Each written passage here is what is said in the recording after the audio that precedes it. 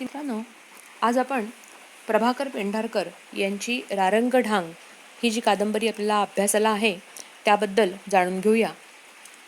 रारंगढांग हे हिमालयातलं एक शिखर आहे आणि हे उंचच उंच नितळकडे असलेलं जे शिखर असतं त्याला हिमालयातल्या स्थानिक भाषेमध्ये ढांग असं म्हणतात. म्हणजे हिमालयातलं एक शिखर आहे, त्याचं नाव आहे रारंगढांग.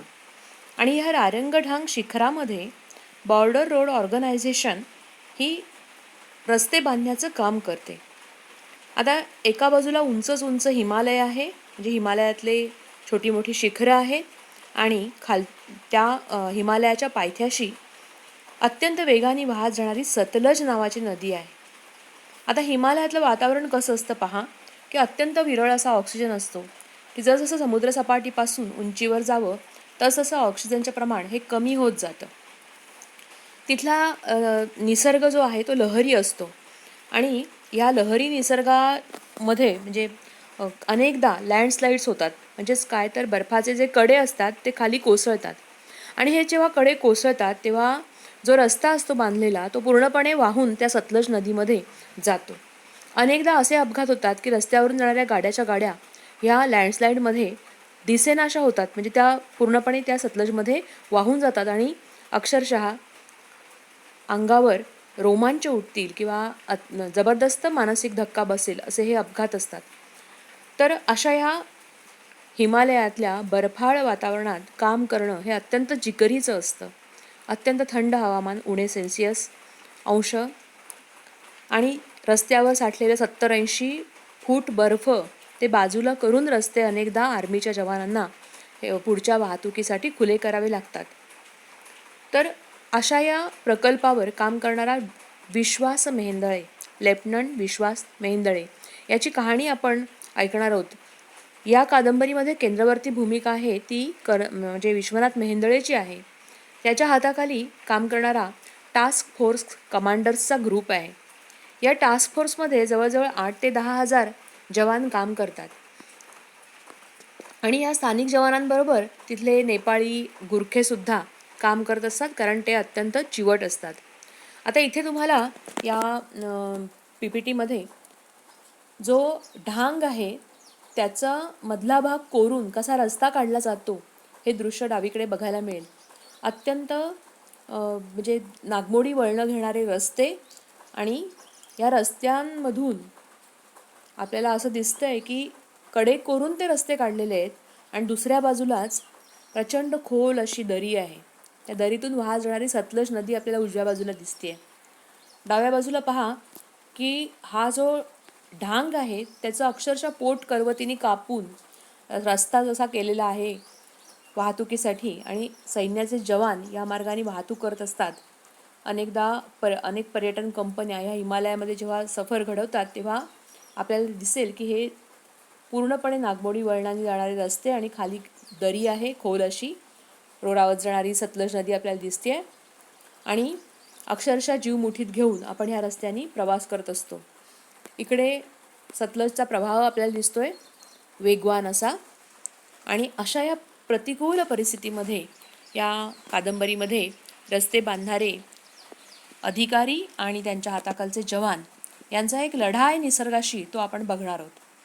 मगाशीच मी म्हटल्याप्रमाणे कादंबरीतलं आपल्या केंद्रवर्ती पात्र आहे लेफ्टनंट विश्वास मेहेंदळे, जो युनायटेड कन्स्ट्रक्शनमधली मोठ्या पगाराची नोकरी सोडून आलेला आहे. बेटर प्रॉस्पेक्टससाठी आपण बॉर्डर रोडवर रुजू झालो आहे असं तो कर्नल राईट जेव्हा त्याला भेटतात तेव्हा सांगतात, त्यांना तो सांगतो.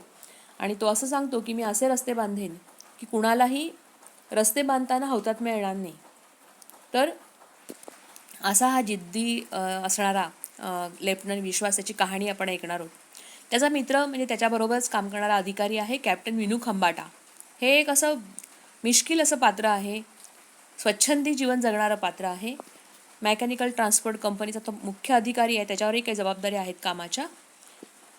या सगळ्यांवर लक्ष ठेवायला एक अधिकारी आहेत, ते म्हणजे मेजर बंबा, लेफ्टनंट विश्वास मेहेंदळे याचे वरचे अधिकारी. लेफ्टनंट कर्नल राईट हे मेजर बंबांच्या वरचे अधिकारी आणि ते टास्क फोर्सचे कमांडिंग ऑफिसर आहेत.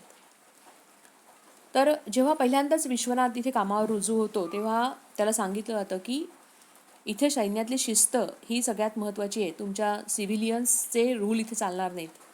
म्हणजे जेव्हा मेजर बंबांशी ओळख जेव्हा विश्वनाथशी होते तेव्हा त्यांना कळतं की हा युनायटेड कन्स्ट्रक्शनमधली मोठी म्हणजे नोकरी सोडून इथे आला आहे. तेव्हा तो त्याचा उल्लेख ब्लडी सिव्हिलियन असा करतात आणि कायम आपल्याला कादंबरीभर ते त्याला ब्लडी सिव्हिलियन याच नावाने हाक मारताना दिसतात किंवा संबोधताना दिसतात.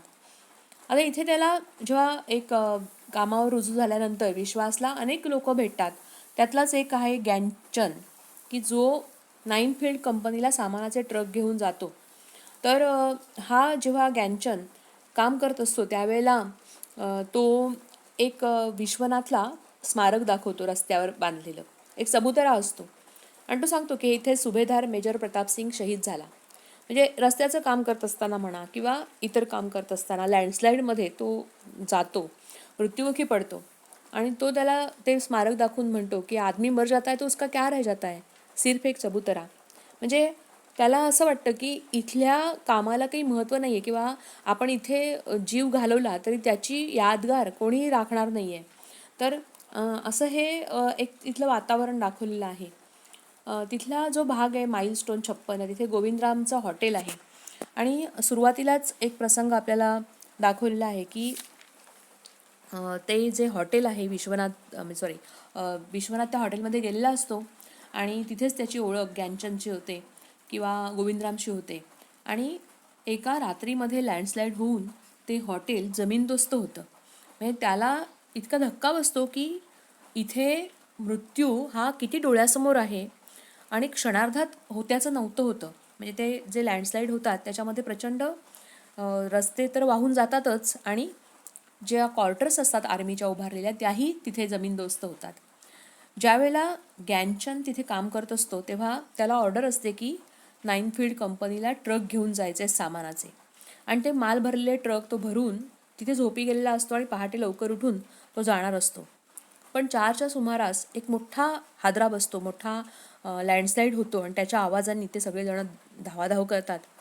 गॅनचन ट्रकमध्ये बसून ते ट्रक म्हणजे आपला चालवायचा प्रयत्न करतो तेव्हा वरून मोठ्या दगडांचे फटके बसतात त्याला आणि बेशुद्ध पडताच त्याच्या मनात विचार येतो की जब आदमी मर जाता है तो उसका क्या रह जाता है. म्हणजे कादंबरीभर हे सूत्र जे आहे ते आपल्याला विचार करायला लावतं की बस एक चबुतरा और सफेद अक्षरों में उसका नाम.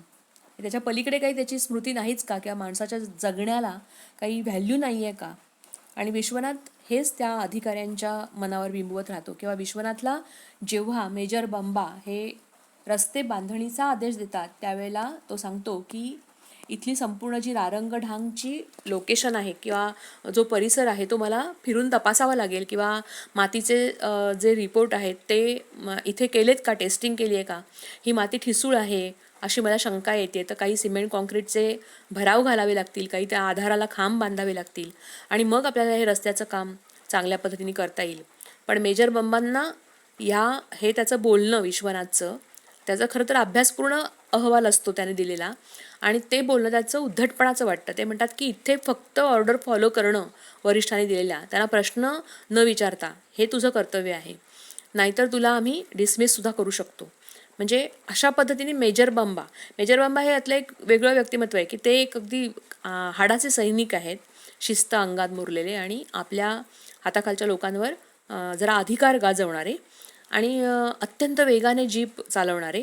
त्या अत्यंत वेगाने जीप चालवणं हे तिथलं म्हणजे एक थरारकच अनुभव आहे विश्वनाथच्या किंवा इतर सहकारी आहेत विश्वनाथबरोबर काम करणारे. मग सुकुमारन नायर असेल, बेहल असेल, मिनू खंबाटा असेल, ते जीव मुठीत घेऊन बसतात त्यांच्या जीपमध्ये आणि ते अत्यंत वेगाने अत्यंत आत्मविश्वासाने त्या लोकेशनमध्ये फिरत असताना, रस्ते बांधणीच्या साईटवर फिरत असताना ते त्या तिघांना घेऊन जात असतात.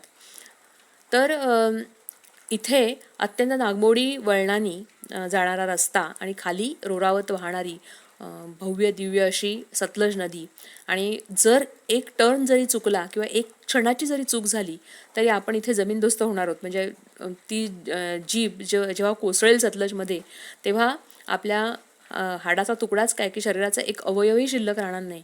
तर अशी एक भीती आहे ना मनामध्ये, त्यामुळे हे सगळेजण त्या मेजर बंबांना जरा वचकून असतात.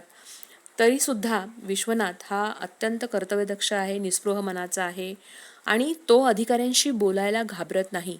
आणि त्यामुळे मेजर बंबा जेव्हा डावलतात असं लक्षात येतं त्याच्या, की ते आपल्याला सॅम्पल सर्व्हे रिपोर्ट देत नाही आहेत, तेव्हा तो त्यांना सांगत असतो की HQ म्हणजे हेडक्वार्टरकडून ते मागून घ्या. तर ते त्याला विलंब जेव्हा लावतात आणि आदेश दिलेले असतात की 15 एप्रिलपर्यंत रस्ता तयार व्हायला पाहिजे, तो म्हणतो इतक्या वेगाने जर काम करायचं असेल तर ते चांगलं केलं पाहिजे, नुसतं कसं तरी करून चालणार नाही. आणि म्हणून तो त्यांच्यावरचे अधिकारी जे आहेत, राईट, कर्नल राईट, त्यांना भेटायला जातो आणि त्यांना सगळी परिस्थिती सांगतो की हे सॉईल सर्व्हे रिपोर्ट मिळाल्याशिवाय मी काम करणार नाही, कारण मला ते धोकादायक वाटतंय. तेव्हा कर्नल राईटसुद्धा म्हणजे त्यांना खरं तर कळत असतं की विश्वनाथ हे पोटतिडकीने बोलतोय आणि त्याचा स्वच्छ हेतू याच्यामध्ये कुठल्याही प्रकारची कामाची टंगळमंगळ करणं ही त्याची आहे, तर सगळ्यांची सुरक्षितताही त्यांच्या दृष्टीने महत्त्वाची आहे. पण त्यांना सुद्धा वरून आलेले जे आदेश असतात त्यामुळे ते त्यालाही उलट बोलायला किंवा त्याला असं म्हणतात की कशासाठी तुला हे रिपोर्ट पाहिजेत, तुला आमची ऑर्डर फॉलो करणं हेच तुझं कर्तव्य आहे, त्याच्यामुळे ते तू कर, असं सांगत असतात. तेव्हा बुद्धिमत्तेची विश्वनाथच्या कल्पना आलेलीच असते सगळ्यांना, पण तरीसुद्धा विश्वनाथ आपल्याला म्हणजे खालचा अधिकारी आपल्याला काही सांगतोय हे त्यांच्या पचनी पडत नसतं. त्यानंतर विश्वनाथनी म्हणजे कर्नल राईटना काय किंवा बंबांना काय पुलाची जागा दाखवलेली असते की कुठे आपल्याला हा रस्ता ठिसूळ वाटतोय आणि तिथे खांब उभारण्याची गरज आहे. पण हे अधिकारी ते डोळ्याआड करत असतात. आणि असाच मग एक प्रसंग घडतो की मोठी लँडस्लाईड होते आणि त्याच्यामध्ये 7 अधिकारी मारले जातात. तर ह्याच्या पुढचा भाग जो आहे तो आपण नंतरच्या रेकॉर्डिंगमध्ये बघूया. आता आपण इथेच थांबूया.